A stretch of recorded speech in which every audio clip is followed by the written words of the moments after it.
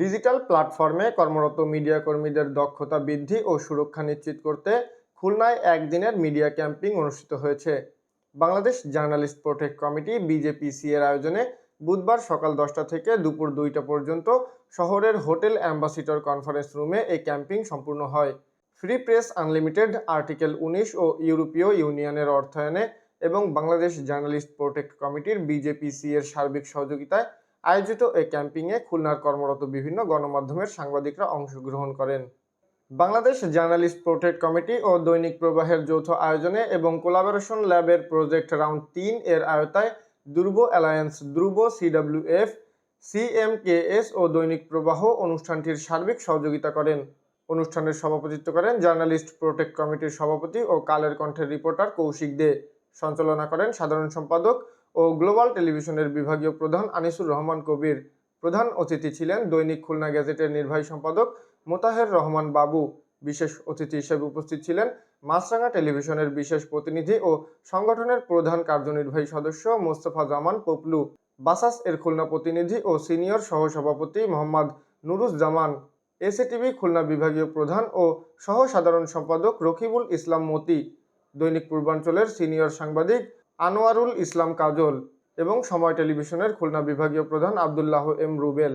ধ্রুব অ্যালায়েন্সের team leader Mohammad Nasimul হকের শুভেচ্ছা বক্তব্যের মধ্য দিয়ে অনুষ্ঠানের কার্যক্রম শুরু হয়।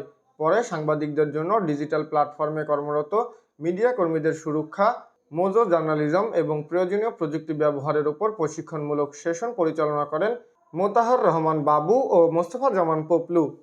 এছাড়াও সাংবাদিকদের জন্য বিভিন্ন অনুদান, সুবিধা গ্রহণের উপায় এবং সংগঠনের কার্যক্রম সম্পর্কে প্রেজেন্টেশন তুলে ধরেন বিএনপিসি এর সাধারণ সম্পাদক আনিসুর রহমান কবির। অনুষ্ঠানে খুলনার বিভিন্ন গণমাধ্যমের ডিজিটাল প্ল্যাটফর্মের সাংবাদিক সহ সিডব্লিউএফ এর advocacy and communication officers Ivna Afrin, Monirul Islam, Prashanta Kumar Mondal এবং কমিউনিটি ফোরামের সদস্যরা উপস্থিত ছিলেন। আমি মূলত ছাত্র জীবনে এই পেশার সাথে সম্পৃক্ত হয়েছি। একটা আবেগ ঘন মুহূর্ত। আজকে যারা এখানে বসে আছে, যারা অধিকাংশ যারা করলেন তারা কিন্তু রাজপথে থাকে এবং প্রথম সংবাদটা কিন্তু আমি ব্যক্তিগতভাবে তাদের মাধ্যমে এই জন্য আমি যেরকম এরা আসলে একেবারে মাঠ থাকে এদের কথা বলতেই হবে। এখন কি যে আমাদের সবার সব জায়গায় এক্সেস থাকে না। আমি একটা ভালো জায়গায় এসেছি আজকে অনেক বছর কষ্ট করার পর, এরা আজকে কষ্ট করতেছে, সেই কষ্টের ফল হয়তো একদিন এরা পাবে। বুঝিয়েছেন, আপনাদের মধ্যে শেয়ার করেছেন যে সাংবাদিকতা আসলে কিভাবে করতে হবে, আমরা কি করতে পারি কি করতে পারি না। এই কিন্তু বাস্তবতা যে আমরা ইচ্ছে করলেই একটা কিছু করতে পারি, আমরা ইচ্ছে করলেই কিছু পারি না। এই কিন্তু আমরা ডিসকাস করেছি দীর্ঘ সময় ধরে। তবে